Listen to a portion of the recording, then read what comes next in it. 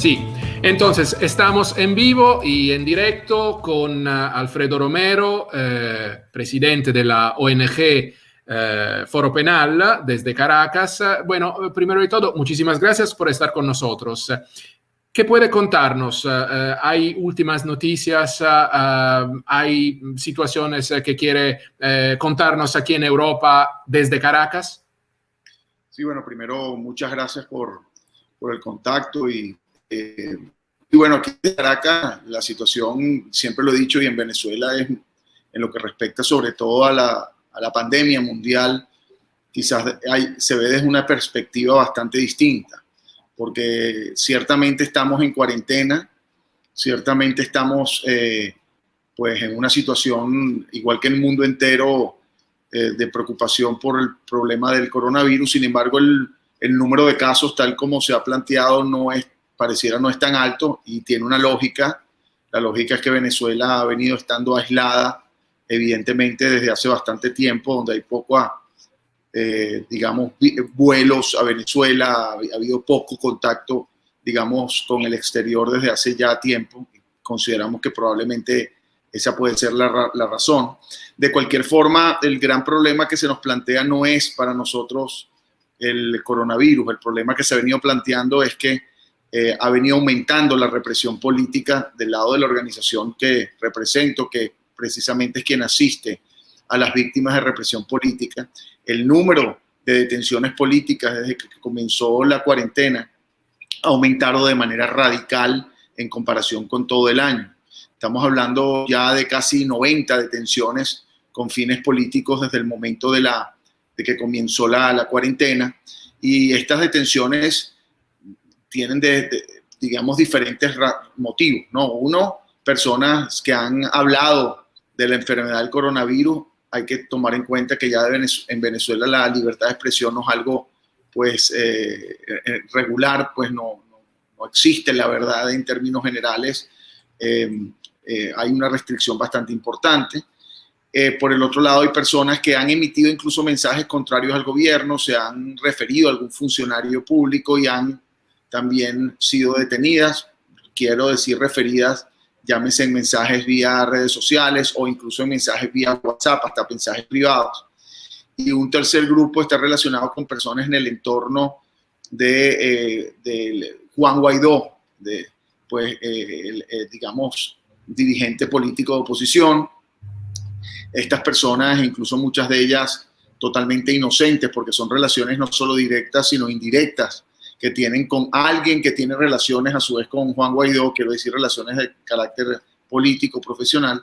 Y el tercer grupo ya es un grupo que tiene otras consideraciones, son personas que han sido detenidas por participar o supuestamente participar en algunos tipos de alzamientos alzamientos contrarios al gobierno, y ahí hay un grupo importante de militares o exmilitares que han venido siendo detenidos. No estoy hablando del grupo reciente porque no sé si saben, hubo una situación bastante particular en estos días, bastante difícil de comprender. Nosotros como Foro Penal todavía no sabemos realmente todas las circunstancias que envuelven la situación. Eso no los estamos contando dentro de los detenidos políticos. Estamos hablando de situaciones previas a esta.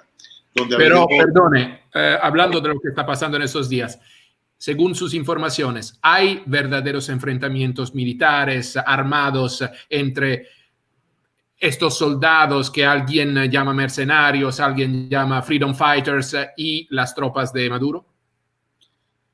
Mira, lo que sabemos es lo que ha dicho el propio gobierno, es decir, no tenemos información clara de lo que ha ocurrido allí. Sabemos, sí, es obvio por lo que se ha visto sobre todo en los canales del Estado, que ha habido detenciones de estas personas, de algunas de estas personas, de enfrentamientos como tal armados, no sé, no nos consta. Hemos visto algunos videos relacionados con eso. Sabemos, o al menos así se publicó, de una persona que fue asesinada, de uno de estas supuestas personas que incursionaron, que fue asesinada. No tenemos conocimiento tampoco de quién es esa persona, es decir, lo supimos recientemente por una aparición pues nueva. Es decir, Venezuela, estos nombres probablemente, a diferencia del hijo de de un militar que lleva tiempo preso, que es el general Raúl Baduel, que el hijo lo detuvieron, a diferencia de él, que evidentemente la gente sabe porque su padre lleva tiempo preso y es un preso, digamos, político emblemático.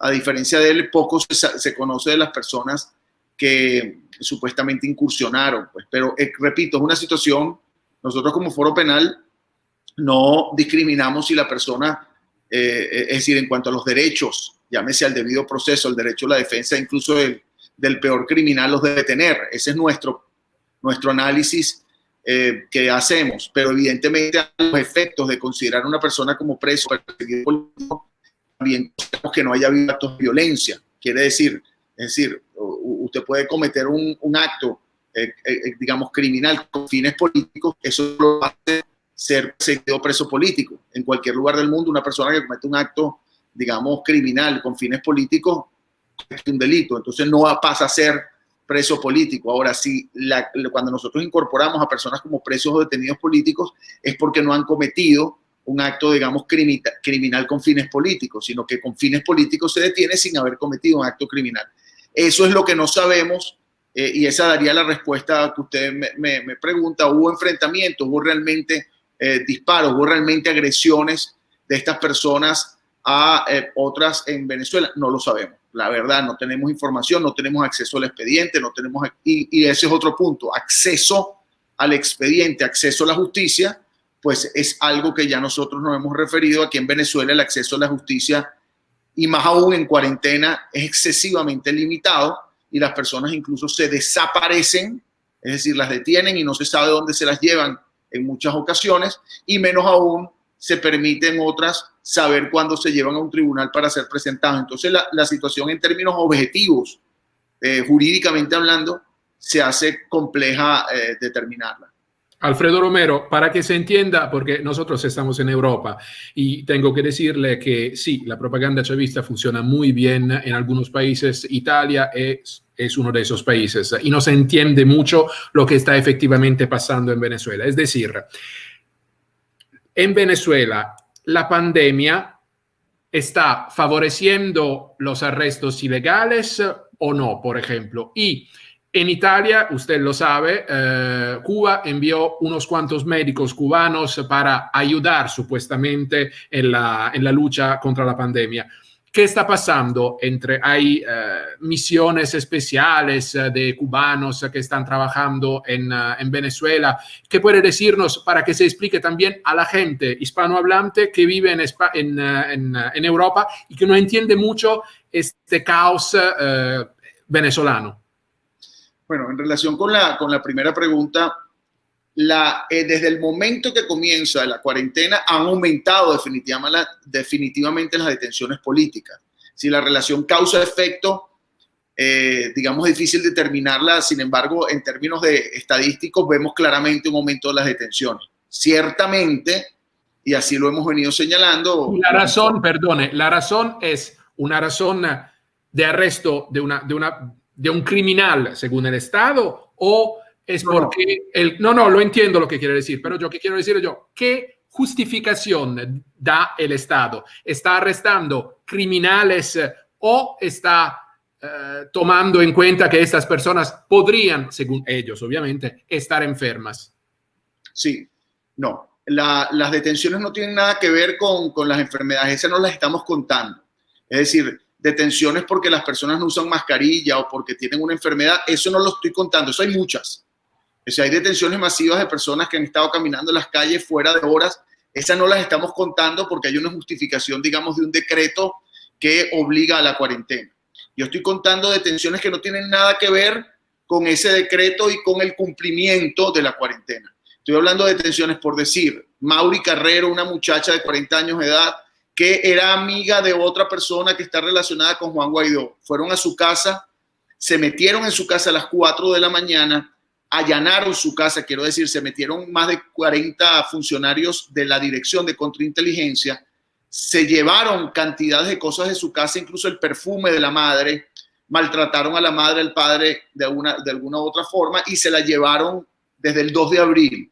Esta persona no tiene al día de hoy una acusación real, es totalmente inocente y debo decirlo.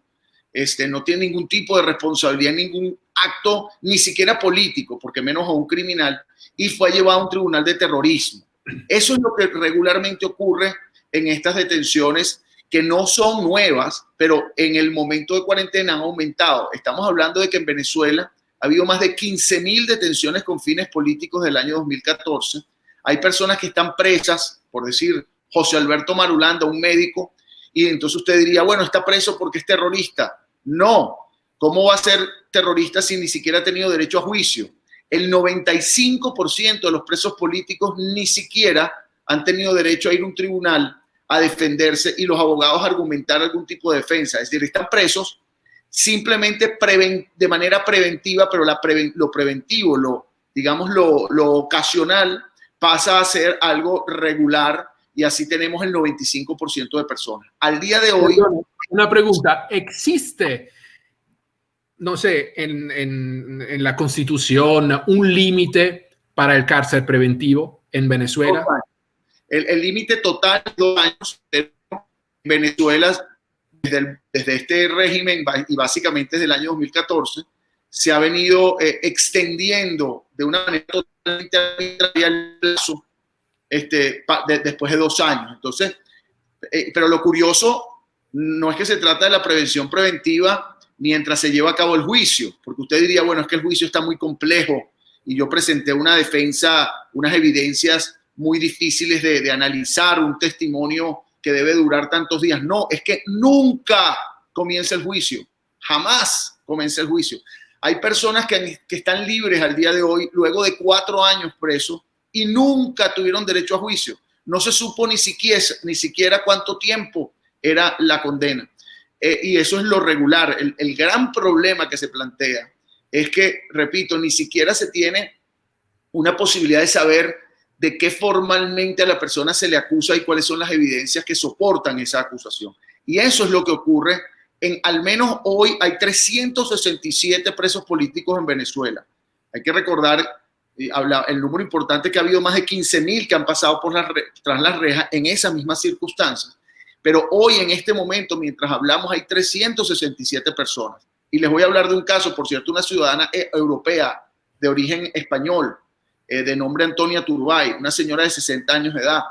Esta persona no solo es que está presa injustamente desde julio del año pasado, desde junio del año pasado, desde 2019, sino que además, en este caso, por no haber ningún tipo de evidencia, un tribunal emitió una boleta de excarcelación. Quiere decir, una boleta para que sea liberada, una orden para que sea liberada. Y el SEBIN, que es el Servicio Bolivariano de Inteligencia, que es una cárcel conocida, que se conoce como el Helicoide, simplemente no la libera.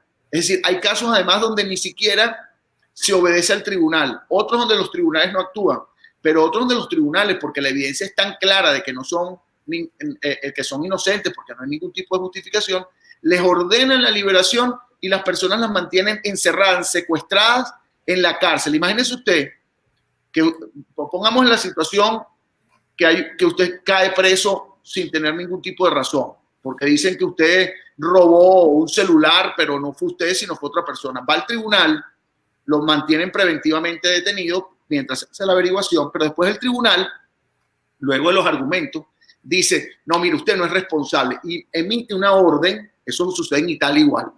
Emite una orden donde dice, le ordena a la cárcel, libérelo, porque no tiene ningún tipo de justificación. Bueno, va a la cárcel y el director de la cárcel no quiere liberarlo. ¿Por qué? Por órdenes políticas. Es decir, hay circunstancias ya que no se puede tapar el sol con un dedo. Es decir, yo entiendo que hay personas que políticamente todo lo justifican. La violación a los derechos humanos no tiene color político. Es decir, la violación a los derechos humanos no es de izquierda ni derecha.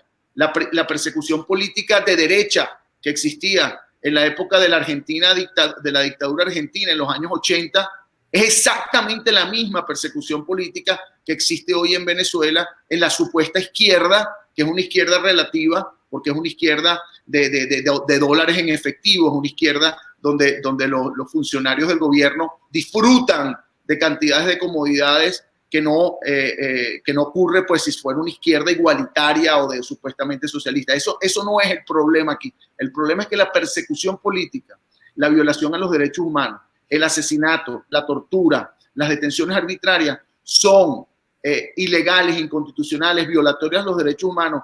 Acá en Venezuela, que se llama de izquierda relativa, en Italia, que puede ser socialista relativa, o en los Estados Unidos, que puede ser de derecha, o Brasil relativa, ¿no? Adelante, Andrea. Sí, don Alfredo, muchas gracias por estar con nosotros hoy. Nos ofrece la posibilidad también de hablar, bueno, digamos, de un lado político de la violación, pero también judicial, jurídico, ¿no? Y entonces, usted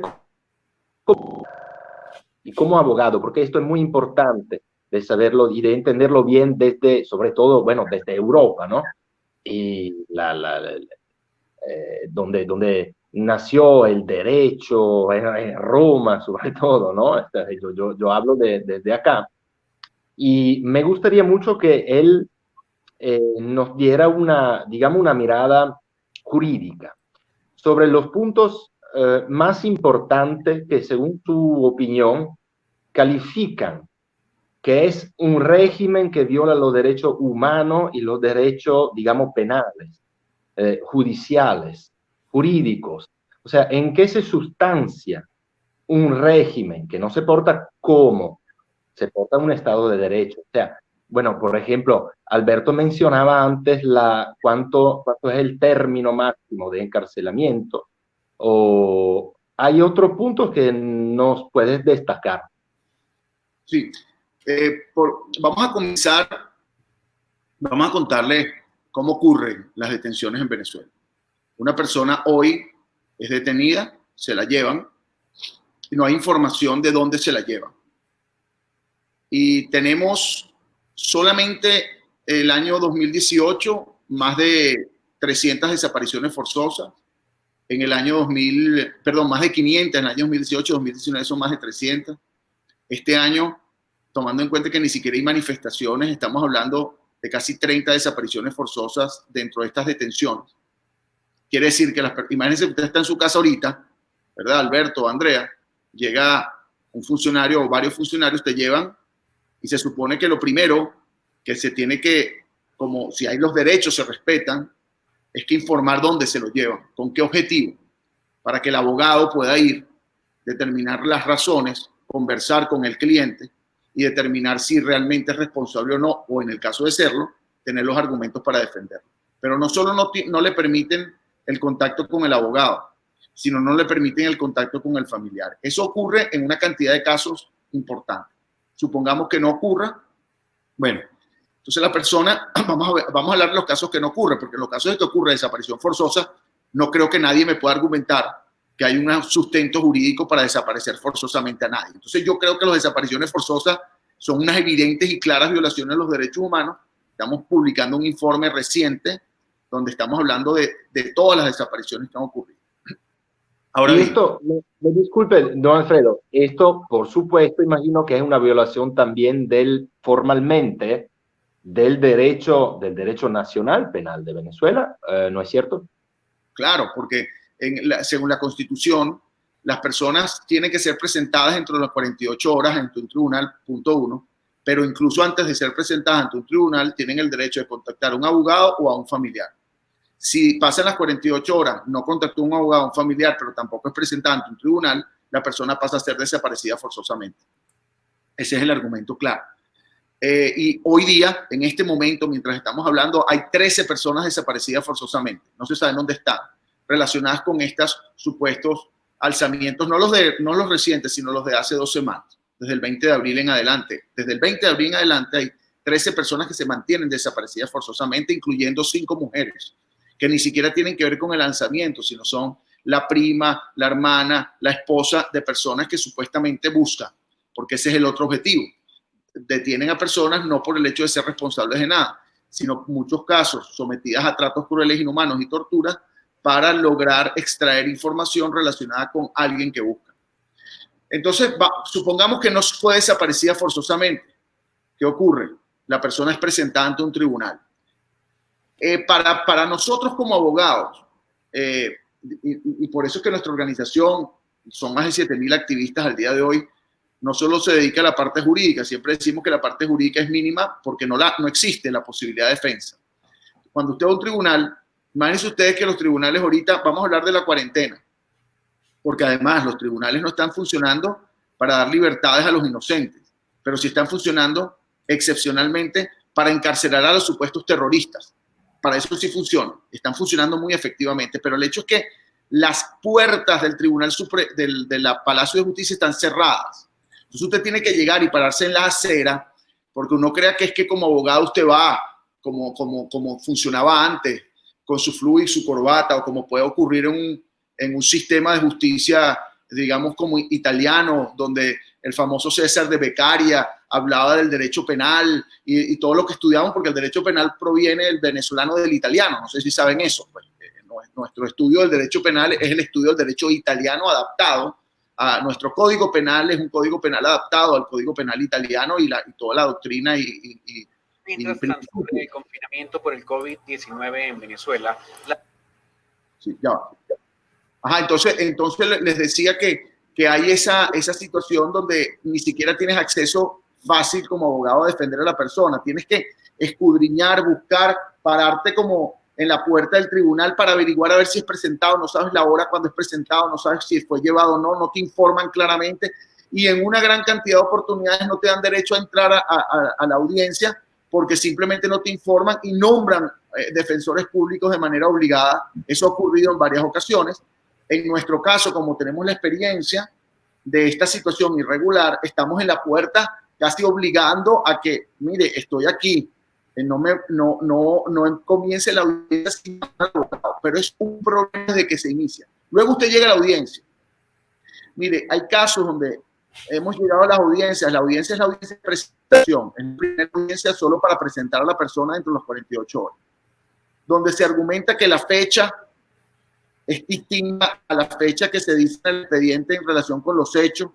El supuesto testigo que llaman habla de una fecha distinta. Las evidencias no tienen ningún tipo de sentido, ni de origen, ni de verificación, y las personas se mantienen privadas de libertad. Y me consta de que incluso en los tribunales, y eso es algo que lo hemos hecho, ya casi que es regular que los jueces te digan, bueno, estos casos son políticos, usted sabe, estos casos tienen otras consideraciones. Y las personas se mantienen privadas de libertad sin ningún tipo de razón. Claro, yo les podría enseñar cada uno de los expedientes y cada una de las situaciones. Pero además de eso, viene otra situación. La cantidad de personas sometidas a tratos crueles, inhumanos, torturas, que en los propios tribunales denuncian, que llegan incluso con maltratos, es algo que ya es realmente regular. Ya ese solo hecho de los maltratos, de las torturas, sería suficiente para que la persona sea liberada porque todo lo que ocurrió fue sometido a una violación a los derechos humanos que hace nulo cualquier proceso.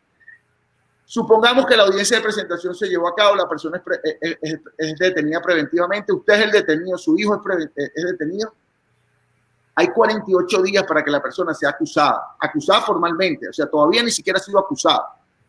48 días. En esos 48 días el fiscal debe presentar una acusación. Bueno, pero luego de los 48 días él presenta la acusación y la defensa defiende en una audiencia que se llama la audiencia preliminar. En más del 80% de los casos de presos políticos, de los 15.000 detenidos, jamás se llevó a cabo la audiencia preliminar. Personas que han estado privadas de libertad por 2 años, 4 años, caso por decirlo. Un muchacho que estuvo privado de Loren Saleh, un muchacho que estuvo más de 4 años privado de libertad por supuestos actos de terrorismo, jamás se realizó la audiencia preliminar. Fue diferida en más de 40 oportunidades. Y así el caso de Antonia Turbay está presa, y les decía, con boleta de excarcelación, y además tiene boleta de excarcelación, pues evidentemente jamás se celebró ninguna audiencia porque ella está en libertad formalmente. Es decir, ni siquiera tuvo derecho a una audiencia porque ella está en libertad, pero la tienen secuestrada. Y así ocurre en la gran mayoría de los casos. Es decir, nadie me puede justificar a mí que una persona se mantenga privada de libertad por supuestos actos de terrorismo y que políticamente se diga solo en los canales de televisión del Estado que son terroristas o que son criminales, pero la persona no tiene derecho a la defensa ni se le probó su criminalidad, pues en cualquier lugar del mundo eso conlleva a una grave Primero, violación al derecho a la defensa, violación al acceso a la justicia y evidentemente una privación ilegítima de libertad. Normalmente, ti puedo preguntar, un preso politico es considerado en Europa, en Italia, como un activista, como una persona de cultura alta que sabe de política, pero en un amplio informe el Foro Penal analizó también las condiciones de los pueblos indígenas, que hay problemas con los indígenas. ¿Puede decirnos algo sobre sobre las condiciones de los indígenas de Venezuela? Sí, en este momento hay 13 indígenas pemones presos políticos en la Dirección de Contrainteligencia Militar por supuestamente participar en una supuesta operación de alzamiento, y no han tenido derecho a la defensa ni hemos podido tener contacto con ellos directamente, a pesar de que los familiares nos han dado la autorización para su representación. Ahora bien, la respuesta creo que eso es bien importante porque es verdad, la gente piensa que los presos políticos son dirigentes políticos. Una persona que sea un diputado, un senador o un dirigente. No, no, no. Al día de hoy, de los 367, los únicos dirigentes políticos que están presos son 3. Que son, y diputados, estamos hablando de 2 nada más, Gilbert Caro y Renzo Prieto. Roberto Marrero es otro dirigente político que está detenido. Juan Requesén, serían 3 diputados presos políticos. Todos los demás son personas que han emitido mensajes en redes sociales y se encarcelan por supuesta instigación al odio, que es una ley que aplica cuando usted se refiere incluso a cualquier situación del gobierno, y así han sido encarceladas personas. Antonia Turbay, para decirle un caso de esta señora, presa porque supuestamente participó en la fuga de Iván Simonovic, que era una persona que estaba presa, pero ella era simplemente vecina de la cuadra. Bueno, tan es así que no tiene ninguna responsabilidad, que tiene una boleta de excarcelación. Hay personas que están presas, como el caso de Julio César Pinedo, un señor que está preso porque trabajaba en el sector de salud, está ahora en arresto domiciliario, pero preso al final, y que emitió un mensaje en relación con el coronavirus y por esa situación, también por supuesta instigación al odio. Hay personas militares que están presos por supuestamente participar en actos de rebelión de diverso tipo, pero que no se les ha aprobado su participación. Hay personas como José Alberto Marulanda, un médico cirujano de manos, preso hace más de 2 años, porque simplemente era el novio de una militar que buscaban, y cuando llegaron a la casa de la militar no la encontraron a ella, sino al que estaba era él. Ella se había ido y se lo llevaron a él, evidentemente como venganza o como sanción por no encontrarla a ella. Y así muchos casos de este tipo de personas. Y así son los casos regulares de presos políticos. Carlos Aristimuño, señor que está preso porque era parte de un grupo de WhatsApp que enviaba mensajes en contra del gobierno, pero él jamás en su vida participó en ningún tipo de acto y no hay prueba alguna de participar en actos de alzamiento ni nada por el estilo. También preso civil. Y por otra parte, quiero decirles que más de ya casi 900 civiles han sido presentados ante tribunales militares y privados de libertad en tribunales militares, cosa que es total y absolutamente violatoria a los tratados internacionales. En cuanto a los pueblos indígenas, no solo se trata de las personas privadas de libertad indígenas, se trata además de que ha habido una persecución política al sector Pemón importante desde el año pasado, donde más de 900 indígenas pemones tuvieron que salir del país a Brasil por persecución política. Hubo una masacre y asesinato especial. La razón fue que ellos participaron inicialmente, bueno, hay 2 razones. Una, ellos participaron inicialmente o estaban de acuerdo con el ingreso de ayuda humanitaria, toda esta, una situación que se planteó, sí, promovida por sector de oposición, que ingresara ayuda humanitaria de países, entre ellos de Brasil, entre ellos de Colombia, y el sector de frontera, donde iba a ingresar la ayuda humanitaria, es precisamente el sector del estado Bolívar, en el sur de Venezuela, donde se encuentra la población indígena Pemón, una población milenaria originaria pues, de Venezuela, de esa zona. Y ellos participaron. El final de febrero, ¿no? El año pasado. El 22 de febrero y el 23 de febrero. En esas 2 ocasiones hubo 7 personas asesinadas, entre los cuales 4 eran indígenas pemones, y eso ocasionó una cantidad de heridos de bala entre ellos muchos pemones que tuvieron que huir luego de ese esquema de persecución. Sin embargo, hay también toda una situación relacionada con el control del sector minero.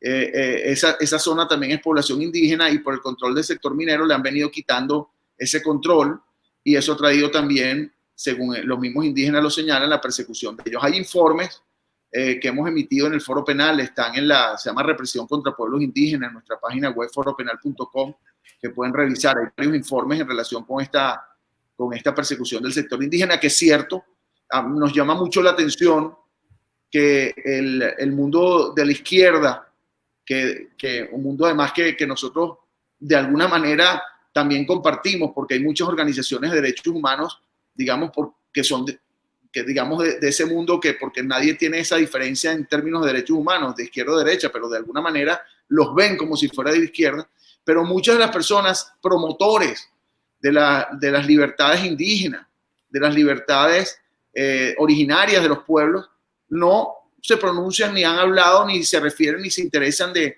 esta persecución al sector indígena, a pesar además que la alta comisionada de derechos humanos de la ONU en informes sobre Venezuela se ha referido a la persecución del pueblo indígena de manera ya reiterada, por lo menos en 2 o 3 ocasiones. Andrea. Sí, esto lastimosamente es lo que pasa también, don Alfredo, con los derechos del medio ambiente. Nos decía, por ejemplo, hace unas semanas, y estábamos conversando con Américo de Gracia, con el diputado, propiamente de este tema, o sea, cómo en algunos lugares del mundo donde siempre se habla de medio ambiente y también de pueblos de indígenas perseguidos y todo esto. Bueno, cuando el tema se refiere a lo que pasa en Venezuela, este mundo se olvida, desaparece simplemente y bueno, se calla y no habla de lo que está pasando allá. Esta es una contradicción que pero huele mucho de político, lastimosamente. Y mira, una otra cosa que yo le quería preguntar, que no destacara, ya lo ha mencionado, pero le puedo pedir si nos puede destacar un poquito mejor la situación de lo que ha pasado en estas semanas con el personal de salud, y la persecución que han subido en estas semanas por o sea, ni siquiera denuncias, simplemente para difundir conocimientos sobre lo que estaba pasando con el COVID. Y porque esto llama mucho la atención, porque se parece a lo que ha pasado en las primeras semanas con la pandemia en China. Es prácticamente lo mismo. O sea, ¿qué noticias tenemos? ¿Cuánta gente ha sido encarcelada o de alguna manera perseguida y simplemente violada en su derecho profesional de difundir conocimiento sobre la efectividad de algo que afecta el derecho a la salud, que es algo más que supuestamente es muy de izquierda, digamos? Sí. Hay que hablar de varios momentos, ¿no? Al principio hubo personas detenidas por emitir mensajes en relación con el COVID-19, un periodista de nombre Darwinson Rojas detenido, hay un enfermero privado de libertad por sacar un video en relación con la enfermedad, hay un ciudadano que trabajaba en el sector salud en el estado Monagas en arresto domiciliario, 2 muchachos que fueron detenidos por publicar un video al frente de una clínica señalando que habían casos de coronavirus en ese hospital. Hay una bioanalista de nombre Ángela Sayago arrestado en arresto domiciliario por enviar un mensaje de WhatsApp con un récipe médico de una persona y ese mensaje se fue publicando y eso trajo como consecuencia su privación de libertad en este momento. Esos son los casos básicamente que tengo ahora en mente. Los tenemos todos registrados, pero más o menos pueden llegar a unos 10 casos. Pero el problema no es los 10 casos. El problema es que el esquema de intimidación y de temor es ya obvio. Es decir, el hablar de estos temas del lado periodístico, del lado del sector salud, es algo que ya es obvio. Es decir, la gente sabe y eso es lo que logra la persecución en grupos. decir, nosotros tenemos dentro de los presos políticos en la categoría 2. La categoría 2 es la categoría cuyo fin es la intimidación y se detiene a una persona de un colectivo para intimidar a todo el colectivo. Eso ha sido la técnica cubana, nicaragüense, venezolana hace mucho tiempo, muy efectiva.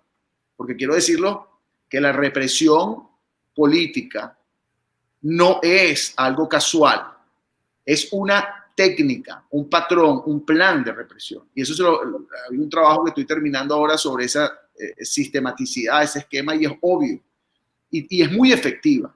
Es decir, la represión política ha sido tan efectiva en Venezuela que ha logrado intimidación, ha logrado detención de manifestaciones, ha logrado, por ejemplo, que no se hable del coronavirus, etc. A mí me llama mucho la atención para un venezolano aquí en Venezuela prender el canal CNN Internacional con las posiciones que pueda tener alguien en favor o en contra del canal, o abrir canales en Italia inclusive, que aquí se ve ¿cómo se llama? El RAI, creo, ¿no? Que se ve acá en el RAI, y uno ve a la gente hablando libremente de la enfermedad y entrevistan a un médico y el médico dice, bueno, es que el gobierno, o en España incluso todavía, y hablan, bueno, es que las políticas del gobierno no están de acuerdo, que no sé qué. Opiniones, pues, ¿no? Las opiniones se supone que son libres. Si puede decir que tú digas la opinión más ridícula, pero se supone que es libre la opinión y a lo mejor tienes razón en esa opinión que creías que era ridícula. Pero el hecho es que aquí en Venezuela eso no existe. Es decir, opinar del coronavirus, que un médico empiece a hablar y decir que el gobierno está haciendo acciones contrarias o que hay casos distintos a los que el gobierno señala, eso no existe en Venezuela. No existe. Es decir, ahí no existe opiniones, evidentemente, porque lo que ya el médico tiene, las personas que van a opinar en la mente es que si opinan pueden ir detenidas. Periodistas al día de hoy hablando, dudando sobre la enfermedad, eso, a no ser que vivan afuera, pero eso no existe. Y lamentablemente la situación es precisamente por ese esquema de intimidación. Bueno, igual que ocurre con las manifestaciones públicas, sabemos de cantidades, de una serie de manifestaciones que han ocurrido, porque recuerda que el problema de Venezuela no es el problema del coronavirus. Al día de hoy, el problema que a mí me preocupa en Venezuela en este momento, pues evidentemente el coronavirus es una preocupación como en el mundo entero, pero la preocupación en Venezuela es la gasolina. No hay gasolina. Es decir, cuando les digo que es que no hay que hacer sí, el gobierno dirá, no, usted tiene un salvoconducto y hay estaciones surtiendo gasolina, sí, pero las colas son de 4 o 5 horas y si usted está desde las 4 de la mañana haciendo esa cola para que le den 20 litros de gasolina y puede estar hasta días, es probable hasta que lo asesinen como ha ocurrido porque tiene que estar en horas de la noche porque la criminalidad en Venezuela también existe y es un problema grave. Pero sin gasolina, imagínense ustedes que no tengan gasolina. Gasolina es transporte público, gasolina es los transportes de alimentos, gasolina es el transporte de agua potable, porque en Venezuela no hay agua. Es decir, en Venezuela no llega el agua. En mi casa, hasta 1 mes y 2 meses llega agua, para que sepan. Entonces, si usted no tiene, y el agua no es potable, es decir, el agua que llega de la calle es sucia, no es potable, sirve para bañar y para cocinar algunas cosas y para lavarte las manos relativamente, pero esa agua no es para tomarla. Entonces, para tomar agua tú tienes que comprar agua si no quieres tomar o si no quieres hervirla. Pero entonces también para hervir el agua requieres gas y el gas no lo hay o tienes que hacer colas enormes para una bombona de gas. Pero tampoco hay electricidad. En muchas ocasiones se va la electricidad constantemente. Entonces, eso trae como consecuencia que si no tienes gasolina para transportar la comida, no hay comida, pero si tienes comida porque la gasolina se pagó y tuvieron la oportunidad de transportarla, si se va la electricidad, la comida que tienes en la nevera se te daña porque se va la electricidad y la nevera es necesaria para conservar la comida. Es decir, el problema de Venezuela no es el coronavirus. Yo he dicho que el coronavirus para Venezuela le ha caído como algo casi que normal porque aquí hemos estado en una no cuarentena como tal, pero hemos estado en una situación de reserva, de incertidumbre, de crisis desde hace mucho tiempo y la cuarentena es una más. Pero ¿qué más crisis, repito, que la falta de agua? Es decir, aquí, y Andrea y Alberto, imagínense ustedes, yo estoy seguro que ustedes se paran, abren lo que llamamos nosotros el grifo de la cocina, o de lo que sea, y el agua sale, ¿verdad? Sí. Me imagino, eso es normal. Eso no es normal en Venezuela. porque tú tienes que saber que el agua escasea. Bueno, imagínense ustedes esa situación. Sé que no, porque usted dirá, bueno, es que, oye, me siento que no me puedo bañar. No, ya ese no es el problema. Es que no puede cocinar, porque el agua se utiliza para cocinar también. Es que el coronavirus, el problema es lavarse las manos, ¿verdad? Ajá, pero ¿cómo te lavas las manos si no tienes agua? O sea, entonces, ¿cómo el coronavirus es como, a veces yo pienso que es como una situación, el venezolano se ha acostumbrado a la crisis, y esta es una crisis más que no es peor que no tener luz en una ciudad como Maracaibo, con un calor terrible, y que se te vaya la luz y que no puedas prender el aire acondicionado, los que tienen esa oportunidad, pero que se te vaya la luz, peor es que en la nevera donde tienes conservados tus alimentos no funcione y se te pudran. Alfredo Romero, nos han llegado algunas preguntas. Una, por ejemplo, ¿tiene usted datos sobre la situación de los enfermos dentro de las cárceles? De coronavirus, digo. Bueno, de coronavirus no tenemos ninguna información que haya algún caso en una cárcel. Hay casos de más de 60 presos políticos con enfermedades graves, pero yo tampoco puedo verificar que haya o no un caso o que haya algún tipo de situación porque no tenemos acceso a las cárceles. El gran problema en Venezuela es que la información es totalmente restringida, limitada. Cuando nosotros hablamos de detenidos es información que el Foro Penal da. Cuando hacemos referencia a los enfermos graves que hay por otras circunstancias, es porque nosotros lo conocemos, porque los representamos. Pero saber de todas las cárceles es algo que realmente no tenemos información. No sé si supieron, y eso son cosas increíbles. Hubo 47 personas asesinadas en una cárcel en Guanare hace 4 días. 4 días, sí. Asesinaron a 47 reclusos. En Venezuela asesinan desde hace tiempo las cifras aproximadamente entre 40 y 50 personas por día en el país. Para un total de 1.500 personas por mes, supongamos que eso ha bajado, ha subido, póngale eso que son más de 1.000 personas por mes. Eso, evidentemente, al final de año, si fueran 1.000, son 12.000, pero si son 1.500, son más, y se ha hablado en ocasiones de más de 20.000 personas asesinadas por año, porque aumenta dependiendo de los meses. En diciembre se asesina más que lo que se asesina, por ejemplo, en enero. El hecho es que si en un país donde se asesinan 20.000 personas al año, donde las personas las asesinan en las cárceles y el mundo entero no tiene la mínima preocupación, donde niños mueren de hambre, donde presos, me consta, han salido muertos por tuberculosis, una enfermedad que ustedes dirán que es tuberculosis, bueno, una enfermedad que existe en Venezuela y que en otros países no existe. Los muertos o lo que pueda ocurrir con el coronavirus sería como una cosa más, es decir, yo no quiero decir que no me consta, repito, no tenemos información de alguna enfermedad por coronavirus, pero el hecho es que, repito, la situación degradada de Venezuela escapa del coronavirus, porque la gente muere y no le importa a nadie. Yo siempre he dicho aquí, yo no sé, ¿qué pasaría si en Italia, se conoce del asesinato de 47 personas en una cárcel que además en su mayoría son personas que no han tenido procesos justos? Hoy se despiertan y se asesinaron a 47 personas en una cárcel. Oye, ¿qué pasaría? ¿Qué pasa cuando ustedes no sé dónde viven, si en Roma o no sé dónde? Pero ¿qué pasa cuando asesinan a una persona, un delincuente lo asesina en la calle? Oye, ¿algún tipo de acción, algún tipo de preocupación? Aquí no. Aquí hay asesinatos, aquí hay detenciones arbitrarias, aquí se asesinan a los presos. Y la reacción mundial es como que si fuera algo, no sé, o sea, no hay importancia de lo que ocurre en países como los nuestros. Volvemos al tema de los indígenas. Bueno, también podemos hablar del tema de los indígenas y del probable contagio de la enfermedad, tomando en cuenta que están en lugares de frontera. ¿Qué información tenemos? Bueno, no tenemos información de ningún contagio, pero como aquí no hay información regular, tampoco podemos saber si realmente hay o no casos. Sin embargo, sí tenemos contacto directo con muchas de estas poblaciones y al menos no se sabe, pero tampoco podemos saber si no hay un test o alguna prueba médica de si una neumonía o una o una enfermedad de gripe pueda ser coronavirus, tampoco lo podemos saber, ¿no? Adelante, Andrea. En este cuento que, bueno, trágico que nos está dando don Alfredo, podemos decir entonces que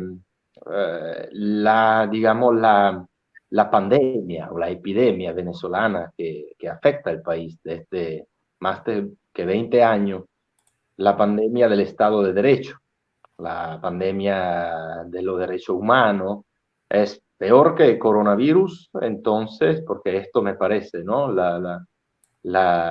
Digamos, la síntesis dramática, trágica de su cuento, y en qué manera, en un futuro que esperamos más pronto posible, el país podrá, bueno, tener una terapia desde esta pandemia, porque el coronavirus, bueno, pasará de alguna manera en Venezuela y en el resto del mundo también. ¿Cómo un país, pero puede tener una terapia valiente en contra de esta pandemia, que es el Estado de Derecho, y que es que un pueblo y las instituciones se acostumbren en actuar de esta manera? Bueno, esa es nuestra lucha. Nuestra lucha no es política, a pesar de que, claro, tratamos de víctimas de la represión política y la causa de las detenciones y de las víctimas es precisamente la causa política, de mantenerse el régimen en control social y control de poder.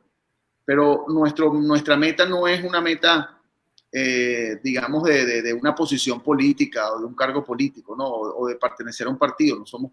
No pertenecemos a partidos, no tenemos contacto, ni siquiera el mismo contacto que podemos tener con el gobierno de Maduro lo tenemos con el sector de oposición o como llaman el gobierno de Guaidó. Es decir, no tenemos contacto con ninguna de ellos. Nuestro objetivo es la defensa de la víctima y precisamente eso que hablas, que es el respeto del Estado de Derecho democrático, es nuestra gran meta. Yo creo que si se logra instalar un Estado de Derecho democrático con independencia de jueces, que al día de hoy no hay, con respeto a la función de los abogados, de la independencia que pueda actuar, con el respeto a los derechos humanos y con autoridades que crean en eso y que haya que crean y que haya los suficientes controles para que eso ocurra, la situación en Venezuela mejoraría de manera importante. ¿Cómo va a ocurrir eso? Mire, aquí se habla del cambio político, pues evidentemente el cambio político, la transformación debe ser necesaria a los efectos de por lo menos respetar posiciones y respetar libertades, pero llámese, el cambio político no es suficiente si quien toma las riendas políticas no cree en el respeto del Estado de Derecho. Y te digo Estado de Derecho democrático, le agrego el adjetivo democrático, porque nosotros hemos hablado, y por eso es la gran confusión que Alberto señalaba en cuanto a la impresión que tienen en otros países y que el gobierno utiliza como fachada un Estado de Derecho. Ellos no te van a decir que detuvieron a la persona con fines políticos, sino que un tribunal y un fiscal decidieron detenerla. Esa es una fachada de Estado de Derecho, a pesar de que los tribunales y un juez no va a tomar una decisión jamás contraria al gobierno porque va preso, como el caso de una juez que ya es un caso de ejemplo, que es la juez María Lourdes Afiuni, y que se llama el efecto Afiuni. Ella tomó una decisión de liberar a una persona que ella consideró inocente, y el gobierno la metió presa por más de 3 años y al día de hoy ni siquiera puede salir del país. Bueno, el hecho es que el Estado de Derecho democrático establecen regímenes como el caso del régimen nazi. El régimen nazi tenía un Estado de Derecho, el Estado de Derecho nazi, y una fachada de los jueces decidían, tomaban decisiones discriminatorias en contra de la libertad, de la vida y de las personas. Es decir, eso ocurría. Entonces, ¿cómo llegar a ese Estado de Derecho democrático? Pues es necesario que si hay un nuevo gobierno, inclusive si es de oposición, y nosotros vamos a ser contralores tanto en esa ocasión y defenderemos a quien persigan.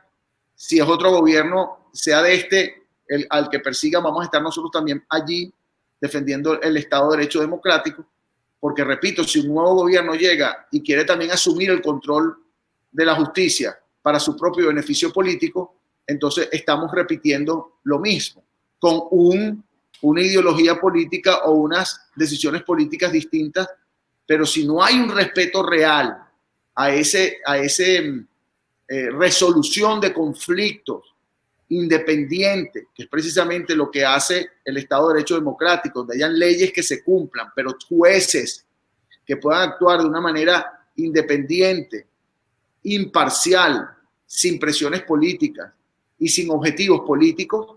Si eso no existe, pues la democracia pues no puede existir.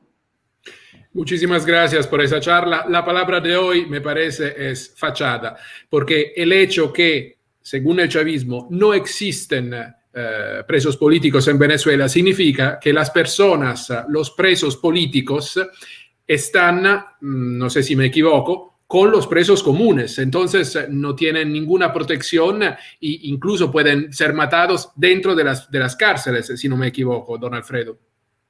Bueno, es relativo. Hay presos, la gran mayoría de los presos políticos están en cárceles distintas. Eso es cierto, pero no por el hecho de que, por ejemplo. Sí, claro, pero no por el hecho que se quieran proteger, es por el hecho que se quieren controlar. Es decir, en las cárceles comunes son cárceles que están a la deriva, muchas de ellas. Es decir, el control está dentro de las propias cárceles por los propios presos. Entonces, el control no lo tiene el Estado en muchas ocasiones. Entonces, en las cárceles políticas el control lo tiene absolutamente el Estado y hay cárceles, pero el problema no se trata de compartir con presos comunes, que hay algunas ocasiones que eso ocurre, sino se trata de que hay denuncias gravísimas que hemos llevado a diferentes instancias de torturas en esas cárceles que requieren una investigación adecuada, ¿no? Alfredo Romero, muchísimas gracias por esta charla. Gracias a ustedes. A la orden. Gracias.